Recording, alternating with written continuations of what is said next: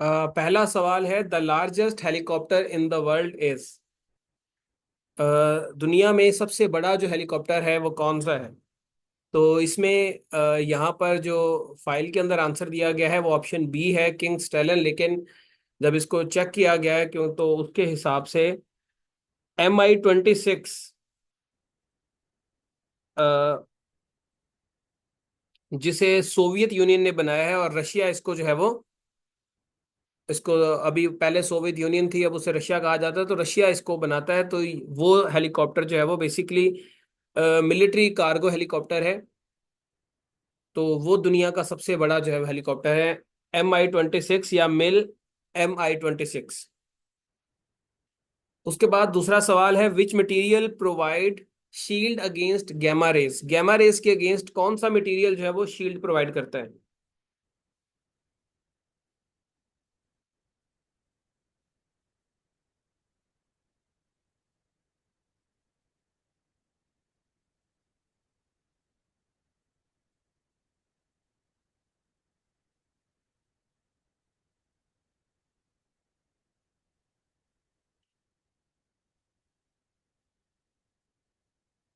बेटा, लेड जो है ये प्रोवाइड करता है शील्ड, और उसकी वजह ये है कि लेड जो है वो हाईली डेंस मटेरियल है, जिसकी वजह से जो गैमा रेज हैं उनकी पेनिट्रेशन मुश्किल हो जाती है, या उनके लिए पेनिट्रेट करना मुश्किल हो जाता है। इसलिए जो आपकी लेड है, इसे गैमा रेज के अगेंस्ट जो है वो शील्ड के तौर पे यूज किया जाता है। इसकी बेटा, इसकी जो डेंस एटॉमिक स्ट्रक्चर है, या जो इसकी क्या कहते हैं, इस डेंस एटॉमिक स्ट्रक्चर का मतलब ये है कि इसके जो मॉलिक्यूल्स हैं या एटम्स हैं वो बड़े क्लोजली आपस में जुड़े होते हैं। तो ज्यादा क्लोज जुड़ने की वजह से उनकी डेंसिटी बढ़ जाती है, और उसकी वजह से वो क्या होता है, उसके अंदर गैमा रेज पेनिट्रेट नहीं कर पाती। उसके बाद तीसरा आ जाता है PLO, सॉरी, ओस्लो अकॉर्ड 1992। इसका मेन पर्पस क्या था?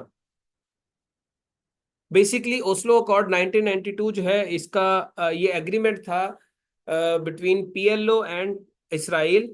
और इसमें मकसद ये था कि एक ऐसा पाथवे क्रिएट किया जाए जिसमें फलस्तीन के मसले का जो है वो कोई सोल्यूशन निकाला जाए। इस एग्रीमेंट को ओस्लो अकॉर्ड जो है वो कहा जाता है। और ये साइन कहाँ पर हुआ था? ये साइन हुआ था वाशिंगटन डीसी में, 1993 के अंदर वाशिंगटन डीसी के अंदर साइन हुआ था। और उस वक्त जो PLO के रिप्रेजेंटेटिव थे उनका नाम था यासिर अराफात। जो इसराइल का प्राइम मिनिस्टर था उसका नाम था yitzhak रबिन। और प्रेसिडेंट ऑफ अमेरिका था बिल क्लिंटन। और बिल क्लिंटन जो है वो कौन सी पार्टी से बिलोंग करता था बेटा?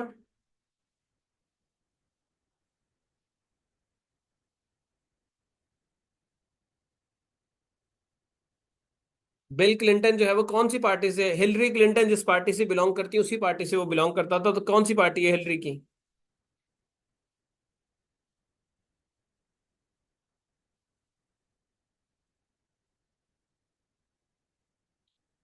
डेमोक्रेट्स जो है, या डेमोक्रेटिक पार्टी जो है, उससे जो है वो ये बिलोंग करता था। उसके बाद आगे आ जाता है, printing press invented by. Printing press जो है वो किसने इन्वेंट की थी? तो बेटा, प्रिंटिंग प्रेस जो है वो जोहान गटनबर्ग ने जो है वो 1440 के अंदर, ऑलमोस्ट 1440 के अंदर जो है वो उसने इसको इन्वेंट किया था। और इसका ताल्लुक जो है वो जर्मनी से था। उसके बाद नीचे सवाल आ जाता है आपका, secretary of state of America is. America का जो 71st सेक्रेटरी ऑफ स्टेट है मौजूदा, वो है एंथनी ब्लिंकन। ठीक है, एंथनी ब्लिंकन जो है वो 71st secretary of state America का है। तो इसका आंसर नन ऑफ दीज है। करंट DG ISPR कौन से हैं?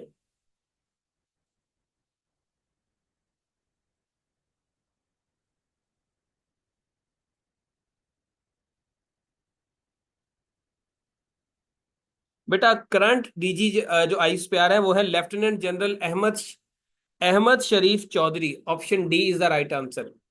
अहमद शरीफ चौधरी जो है वो करंट DG ISPR है। और ISPR किसकी एब्रीवेशन है?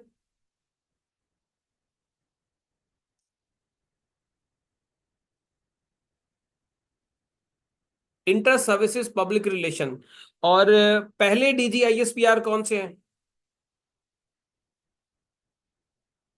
पाकिस्तान आर्मी के पहले DGISPR वो है कर्नल शहबाज खान। कर्नल शहबाज खान जो है वो पहले DGISPR हैं। उसके बाद आगे आ जाता है बेटा, which planet is easily seen from earth. Earth से जो है वो कौन सा प्लैनेट, ये 1949 में बना था बेटा। कौन सा प्लैनेट जो है वो नेकेड आई से देखा जा सकता है? अब यहाँ पे सीन फ्रॉम द अर्थ, अब पता नहीं टेलीस्कोप से पूछ रहा है किस तरीके से हम इसको नेकेड आई कंसीडर करेंगे।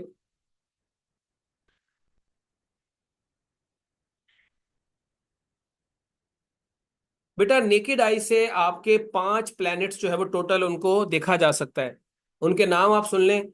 एक मरकरी, वीनस, मार्स, जुपिटर और सैटर्न।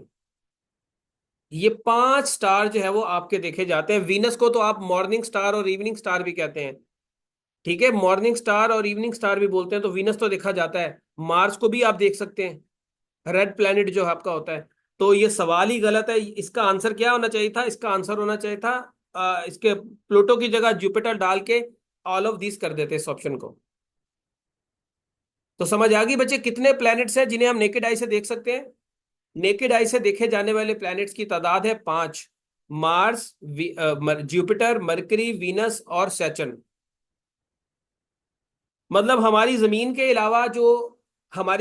अलावा पहले दो जो है मरकरी, वीनस और चौथे नंबर वाला मार्स, ये देखे जाते हैं।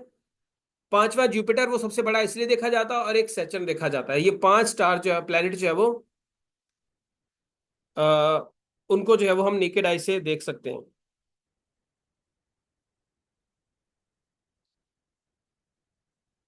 उसके बाद आपका नेक्स्ट आ जाता है जी, British Junior Open 2020 squash won by, इसको जो है वो कौन जीता था?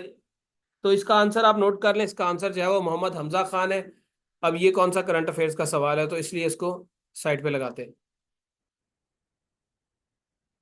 How many amendments proposed by Jinnah in Nehru report.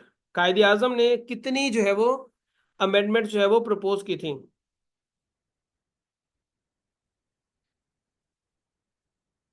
शाबाश।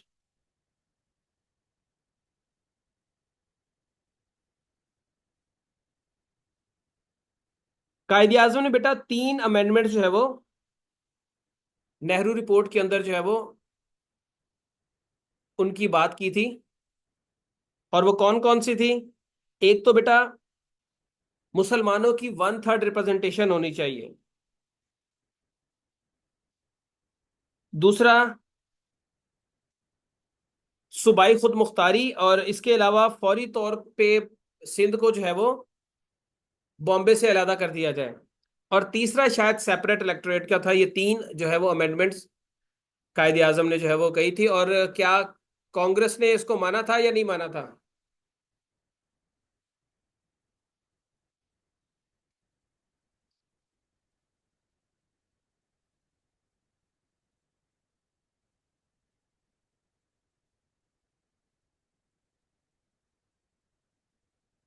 कांग्रेस ने इसको जो है वो नहीं माना था, और इसके बदले में फिर कायदे आजम ने क्या किया था?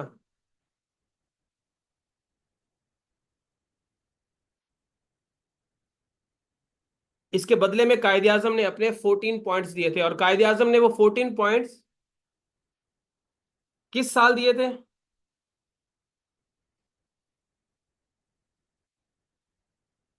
कायदे आजम ने अपने 14 पॉइंट्स 1929 में दिए थे।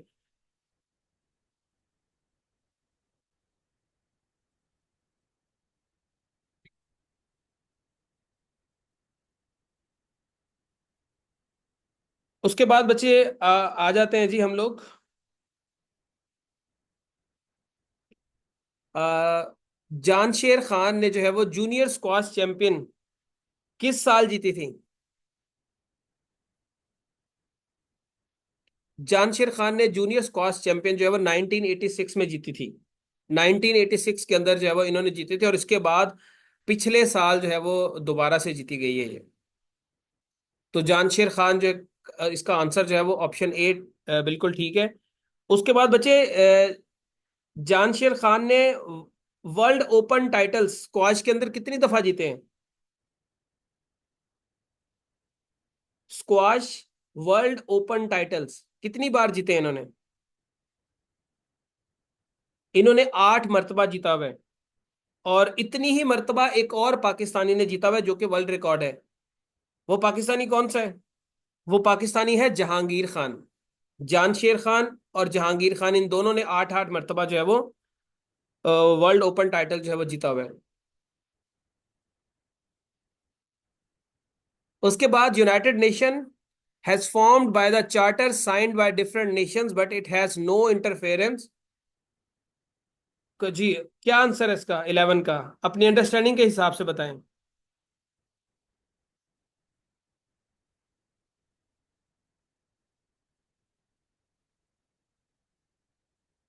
बच्ची कह रही है सी इसका, तो बेटा इसका आंसर सी है। इसका अग्रेशन में कोई इंटरफेरेंस नहीं है, और इंटरनल मैटर्स में कोई इंटरफेरेंस नहीं है। ये अपनी ओपिनियन दे सकती है बट उसमें इंटरफेयर नहीं कर सकती। यूनाइटेड नेशन कौन से साल में बनी थी?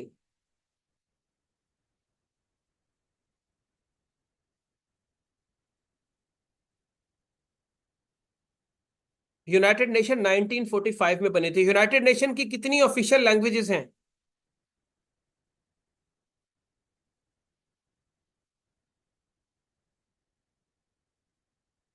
जी, यूनाइटेड नेशन की कितनी ऑफिशियल लैंग्वेजेस हैं? यूनाइटेड नेशन की 6 ऑफिशियल लैंग्वेजेस हैं। यूनाइटेड नेशन के कितने ऑर्गन्स हैं? यूनाइटेड नेशन के 6 ऑर्गन्स हैं। यूनाइटेड नेशन के 5 ऑर्गन्स का हेडक्वार्टर न्यूयॉर्क है। वो कौन सा ऑर्गन है जिसका हेडक्वार्टर हेग के अंदर है, हॉलैंड में? इंटरनेशनल कोर्ट ऑफ जस्टिस, उसका हेडक्वार्टर जो है वो द हेग के अंदर है, हॉलैंड के अंदर। जो इंटरनेशनल कोर्ट ऑफ जस्टिस है उसके कितने, उसके अंदर जजेस की तादाद कितनी होती है?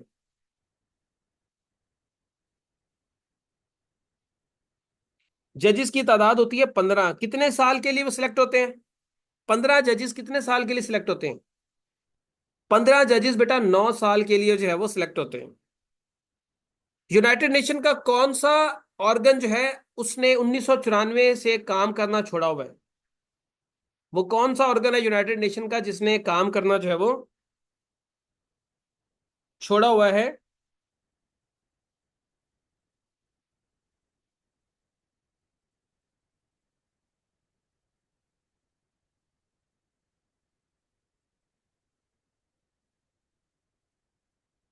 वो है ट्रस्टीशिप काउंसिल। ट्रस्टीशिप काउंसिल ने 1994 से काम करना जो है वो छोड़ा हुआ है। और यूनाइटेड नेशन के अंदर सबसे बड़ा जो ऑर्गन है, या सबसे बड़ा जो, हाँ, ऑर्गन कौन सा है बेटा जिसकी मेंबरशिप सबसे ज्यादा है? वो है यूनाइटेड नेशन की जनरल असेंबली। यूनाइटेड नेशन की जो है वो जनरल असेंबली जो है वो सबसे बड़ा ऑर्गन है। और अभी जो यूनाइटेड नेशन की जनरल असेंबली के प्रेसिडेंट है उनका नाम क्या है?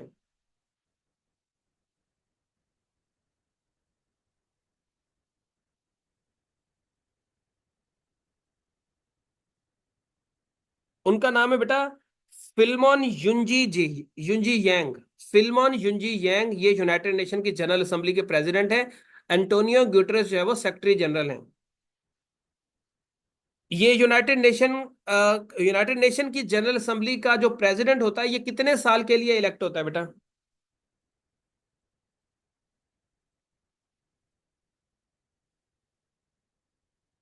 ये 1 साल के लिए इलेक्ट होता है। अभी कौन सा इसका जो सेशन हर साल सितंबर के लास्ट मंथ में होता है, अभी कौन सा सेशन हुआ था इसका जनरल असेंबली का?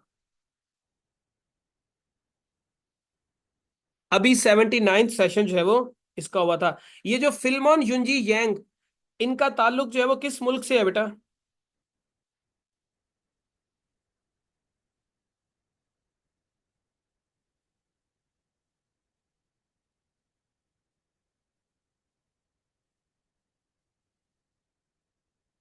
इनका ताल्लुक है कैमरोन से।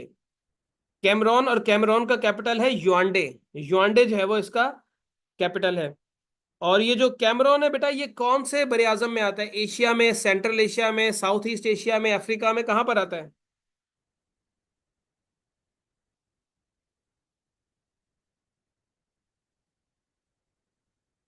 ये बच्चे आपका सेंट्रल अफ्रीकन कंट्री है, सेंट्रल अफ्रीकन कंट्री है, क्रिश्चियन कंट्री है। दूसरी बड़ी कम्युनिटी यहाँ पर जो है वो मुसलमान है। और यहाँ की करेंसी कौन सी है? यहाँ की करेंसी है फ्रैंक। उसके बाद आगे मूव करते हैं। The headquarter of ECO. ECO का हेडक्वार्टर जो है बेटा कहां पर है?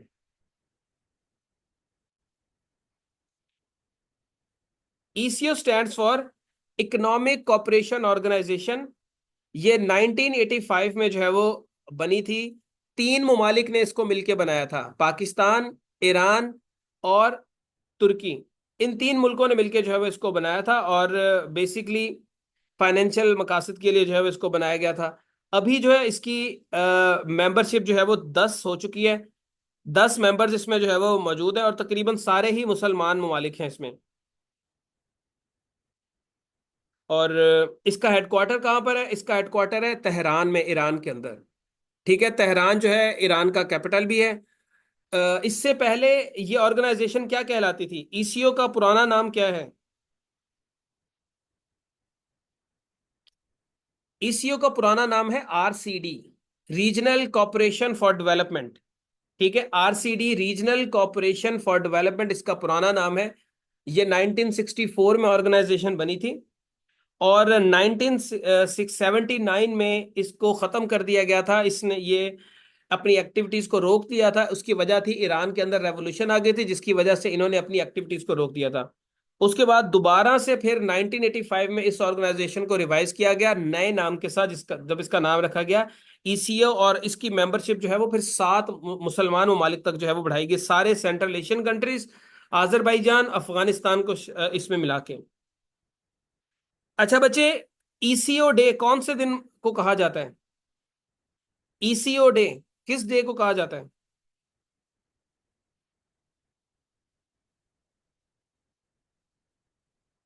ईसीओ डे कहा जाता है 28 नवंबर को।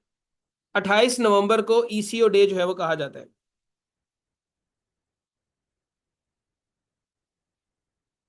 उसके बाद आगे आ जाते हैं।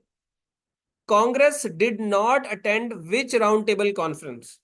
कांग्रेस ने कौन सी राउंड टेबल कॉन्फ्रेंस जो है वो, जी 28 नवंबर को कहा जाता है, कांग्रेस ने कौन सी राउंड टेबल कॉन्फ्रेंस जो है वो अटेंड नहीं की थी?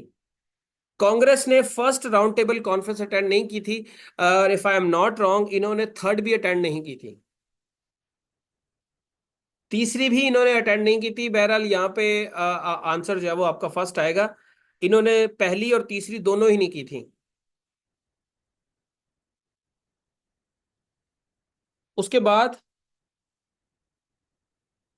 आगे आ जाता है, what is, sorry, GSP plus provided how much relief on Pakistani good? Pakistani goods पे कितना जो है वो रिलीफ जो है, जीएसपी प्लस जो कि यूरोपियन यूनियन का है, कि कितना जो है वो मिला है?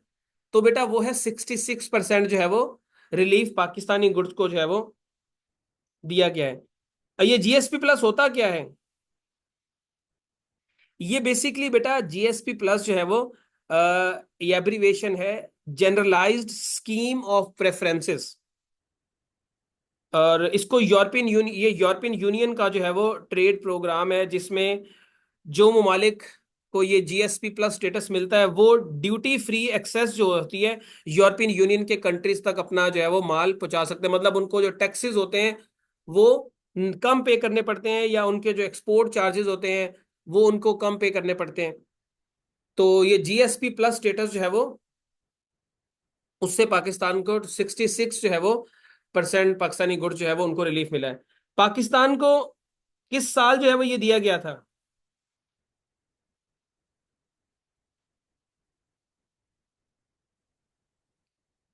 शाबाश। पाकिस्तान को किस साल जो है वो जीएसपी प्लस स्टेटस दिया गया था? बेटा पाकिस्तान को जीएसपी प्लस स्टेटस दिया गया था 2014 में, ठीक है, 2014 में, और ये फिर दोबारा से रिवाइज हुआ है 2023 में।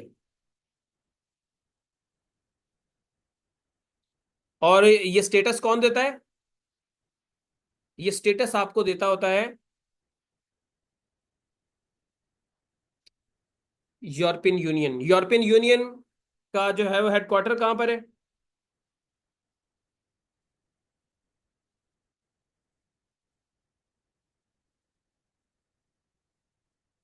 यूरोपियन यूनियन का हेडक्वार्टर जो है वो ब्रसल्स के अंदर है, जो कि कैपिटल है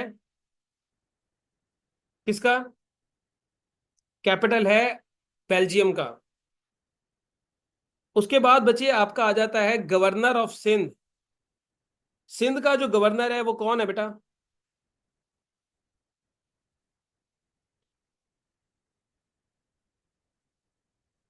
सिंध का गवर्नर जो है बेटा वो है कामरान टिसोरी, ठीक है। कामरान टिसोरी जो है वो आपका सिंध का जो है गवर्नर है। और गवर्नर कितने साल के लिए बनता होता है? गवर्नर 5 साल के लिए बनता होता है। गवर्नर को अपॉइंट कौन करता होता है?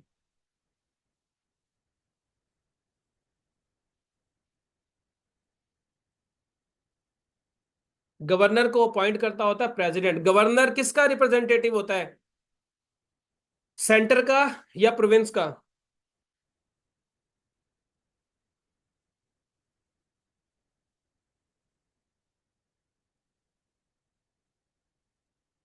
ये सेंटर का रिप्रेजेंटेटिव होता है, फेडरल गवर्नमेंट की तरफ से जो है वो ये आता होता है। सही है। फेडरल गवर्नमेंट की तरफ से ये आता होता है। और उसके बाद 18वीं तरमीम के तहत किसी भी सूबे का गवर्नर कहां से होना चाहिए, मतलब उस किसी भी सूबे के जो गवर्नर होगा उसका ताल्लुक किस सूबे से होना चाहिए?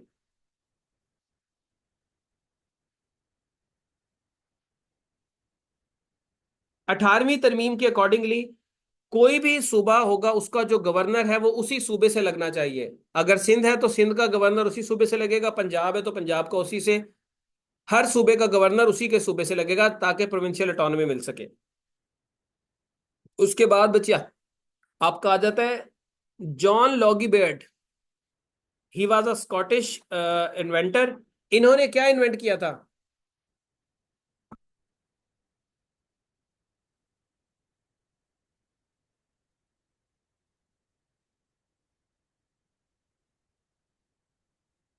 इन्होंने जो है वो मैकेनिकल टीवी, इसको जो है वो इन्होंने इजाद किया था। और इनका ताल्लुक किस मुल्क से था?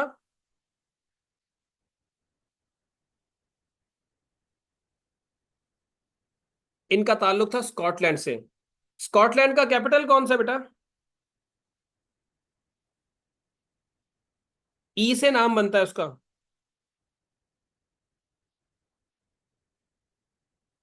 स्कॉटलैंड का कैपिटल, उसका नाम है बेटा एडनबर्ग।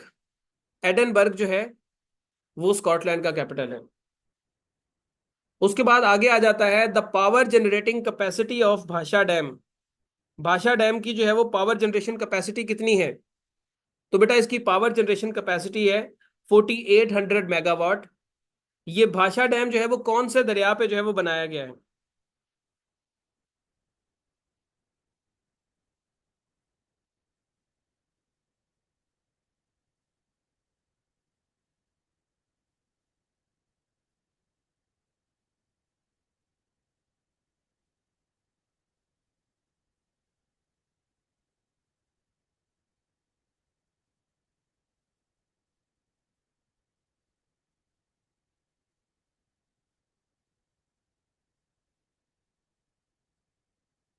ये बेटा दरिया सिंध पर बनाया गया है।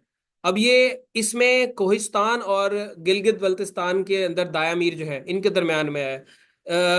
जो आपका दाया मीर है ये तो आ जाता है आपके गिलगित बल्तिस्तान में। कोहिस्तान किस प्रोविंस में आता है?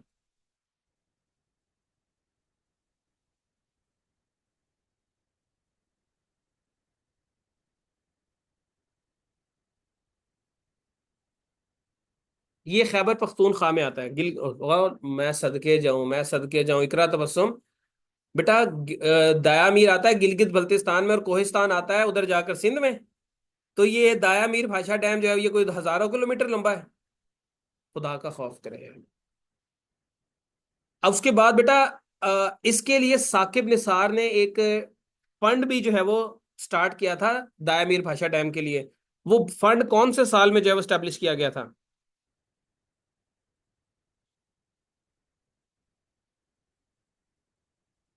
वो 2018 में जो है वो उसको स्टार्ट किया गया था।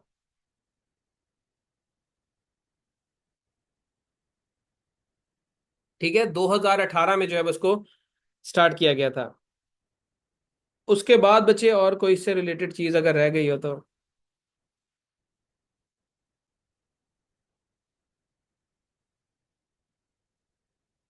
उसके बाद आगे आ जाते हैं, Pakistan has no diplomatic relations with which country?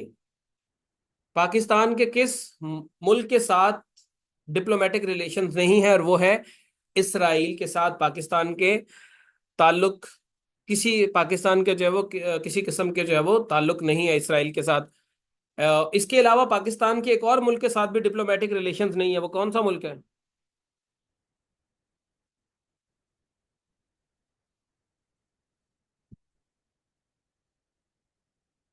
Pakistan के आर्मीनिया के साथ भी ताल्लुकात नहीं है। आर्मीनिया, और उसकी वजह क्या है? आज़रबाईजान के साथ उनका कॉन्फ्लिक्ट है नगोर्नो काराबाख रीजन को लेके, तो इस वजह से पाकिस्तान उसके साथ डिप्लोमेटिक रिलेशंस नहीं रखता। लेकिन हमारे पासपोर्ट पे सिर्फ एक मुल्क का मेंशन है कि उसके साथ हमारे ताल्लुकात नहीं है, कि ये जो पासपोर्ट जो है वो उस मुल्क के लिए एप्लीकेबल नहीं है, और वो कौन सा है? वो इसराइल है। इसराइल का कैपिटल कौन सा है?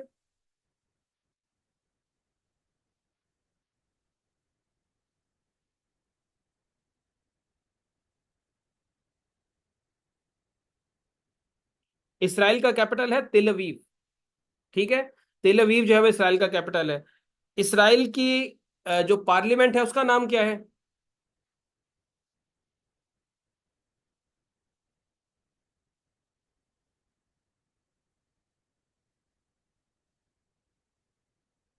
इसराइल की पार्लियामेंट का नाम है नेसेट। इसराइल के प्राइम मिनिस्टर का नाम क्या है?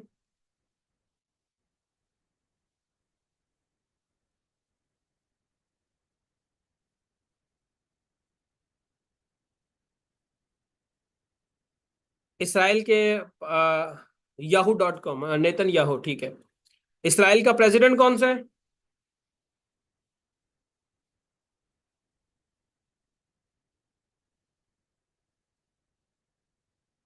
Isaac Herzog. इसराइल का जो करेंसी है वो कौन सी है?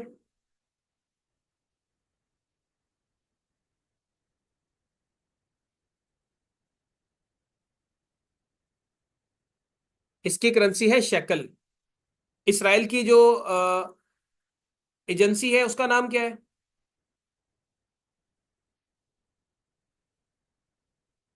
मुसाद। इसराइल की फौज का एक निकनेम भी होता है जिसे एब्रीविएशन बोला जाता है, वो क्या एब्रीविएशन है?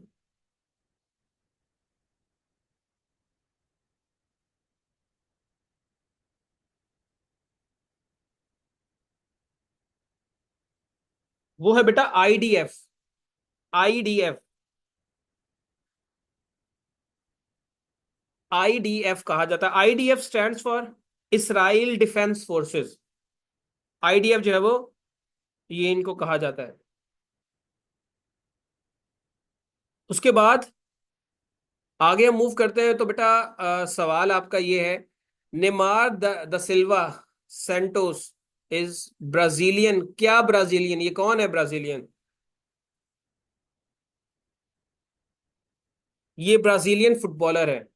ठीक है, ब्राजीलियन फुटबॉलर है। और आगे हम मूव करते हैं। Core of optical fibre is made up of. Optical fibre का जो कोर होता है, core is a central part of optical fibre, ये किस मटेरियल का बना होता है? ये बना होता है बेटा सिलिका का। ठीक है, सिलिका का कोर जो है वो आपका बना होता है।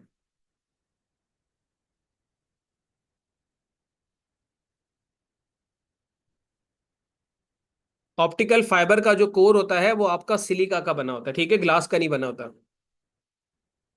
उसके बाद Saudi Arabia has which sort of political system? Saudi Arabia में किस किस्म का जो है वो सियासी निजाम है? वहां पर बेटा मोनार्की है, बादशाहत है सऊदी अरब के अंदर। सऊदी अरब के जो किंग है मौजूदा, उनका नाम क्या है?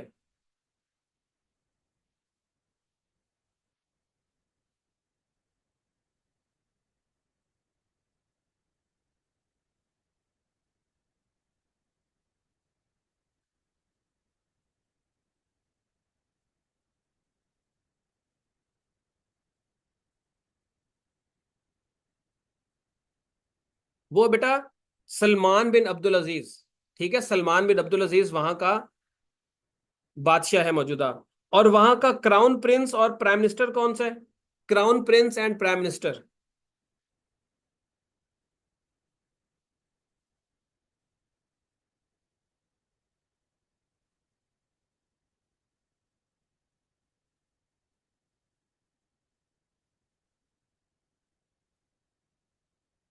वो है मोहम्मद बिन सलमान MBS। अच्छा, सऊदी अरब जो है वो बेटा बना किस साल था? इसकी यूनिफिकेशन कौन से साल में हुई थी?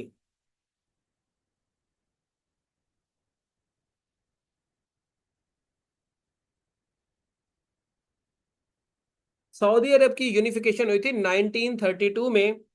और किंग अब्दुल अजीज, जिसे इब्ने सऊद या आले सऊद भी जिनको इन्हीं को कहा जाता है, उसके दौर में जो है वो ये यूनिफिकेशन हुई थी। अच्छा बच्चे, सऊदी अरब का नेशनल डे या उसका इंडिपेंडेंस इंडिपेंडेंस डे कब मनाया जाता है? सऊदी अरब का इंडिपेंडेंस डे या नेशनल डे जो है वो कब मनाया जाता है?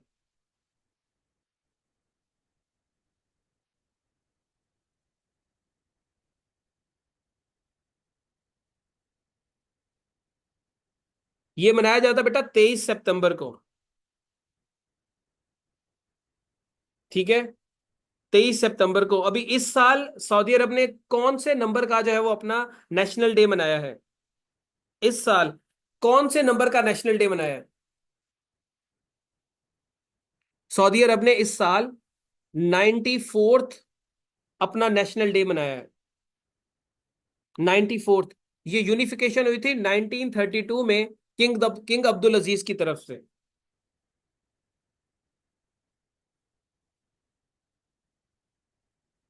अच्छा बच्चे, एक और सवाल आपके आगे। सऊदी अरब की करेंसी कौन सी है?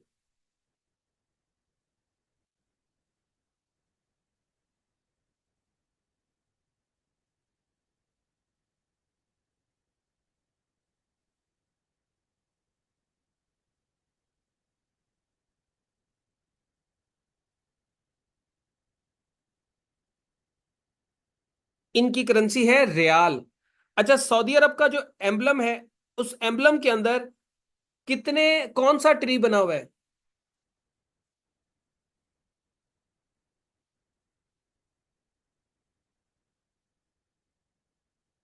सऊदी अरब के एम्बलम में, नेशनल एम्बलम में, वो है पाम ट्री। पाम ट्री जो है बना हुआ है, और उस ट्री के नीचे क्या बना हुआ है?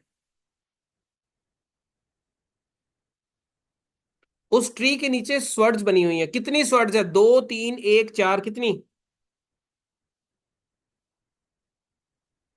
दो स्वर्ड्स बनी हुई है। ठीक है।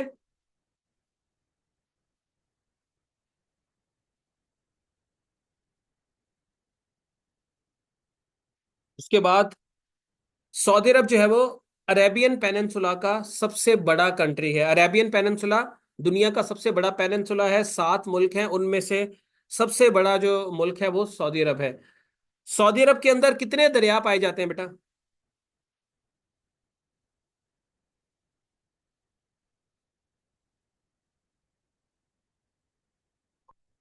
ओह, इसको क्या हो गया? सऊदी अरब में कितने दरिया पाए जाते हैं? सऊदी अरब में एक भी दरिया जो है वो नहीं पाया जाता। वहां पर कोई जो है वो दरिया मौजूद नहीं है। उसके बाद आगे आ जाते हैं बच्चे। बेटा ये इतना तो बताना जरूरी होता है। अब इसमें इसमें आप बोर होने लग गई हैं तो वो अल्लाह की मर्जी का काम है। हाउ मैनी वो वुमेन वोटर्स इन पाकिस्तान, पाकिस्तान में कितनी जो है वो वुमेन वोटर्स हैं? अब क्या मसला है इसको, किस किस्म का फजूल सवाल है? 44% जो है वो वुमेन वोटर्स को आप लिख लें आगे आ जाए। सवाल तो क्लियर किया नहीं उन्होंने कि मतलब या 2024 के इलेक्शंस में या 2022 के 18 के इलेक्शंस में किसकी बात ये कर रहे हैं, या ओवरऑल बात कर रहे हैं? अगर वो ओवरऑल बात करें तो फिर रजिस्टर्ड वोटर्स लिखे हैं यहाँ पे। Do or die slogan, do or die slogan quit India movement में किसने रेस किया था?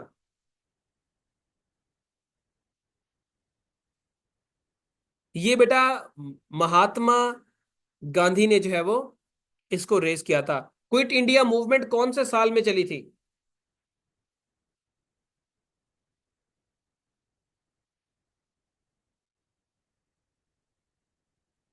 क्विट इंडिया मूवमेंट 1942 में जो है वो इसको स्टार्ट किया गया था। आफ्टर विच इवेंट, कौन से इवेंट के बाद इसको स्टार्ट किया गया था?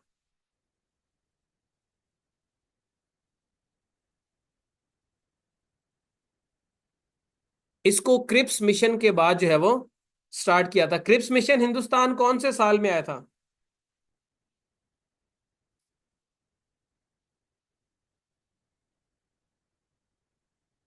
क्रिप्स मिशन हिंदुस्तान 1942 में जो है वो आया था। उसके बाद बेटा आपका नेक्स्ट आ जाता है। हम्म, क्या इसका,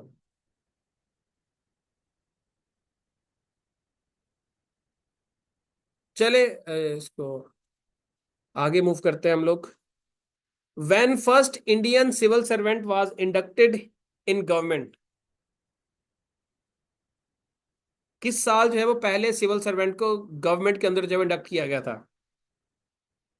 1864 के अंदर, 1864 के अंदर जो है वो पहले इंडियन सिविल सर्वेंट को जो है वो इंडक्ट किया गया था। उसके बाद 24 Muslim population in world is, मुसलमानों की पॉपुलेशन इस वक्त दुनिया में 2 अरब है, 2 billion. Option B is the right answer. Dry ice is also called solid carbon dioxide, option B. वैसे तो इन्हें डी होना चाहिए, सॉलिड नहीं लिखा हुआ, लेकिन चलें कार्बन डाइऑक्साइड है तो ठीक है।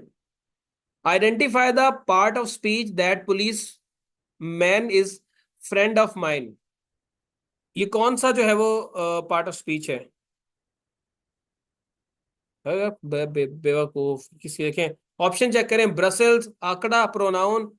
बंदा जूता उतार ले और उनको मार मार दुम्बा बना दे जिसने पेपर बनाया है वाला। ब्रसल्स कौन सा जो है वो पार्ट ऑफ स्पीच है? इसमें प्रोनाउन है, माइन इज प्रोनाउन बेटा, माइन जो है वो आपका प्रोनाउन है। तो option C, B, option B is the right answer. Mine आपका पोजेसिव प्रोनाउन है। चले इसको मैं ग्रुप पे अपलोड कर दूंगा, ये पेपर भी आपके साथ शेयर करता हूँ।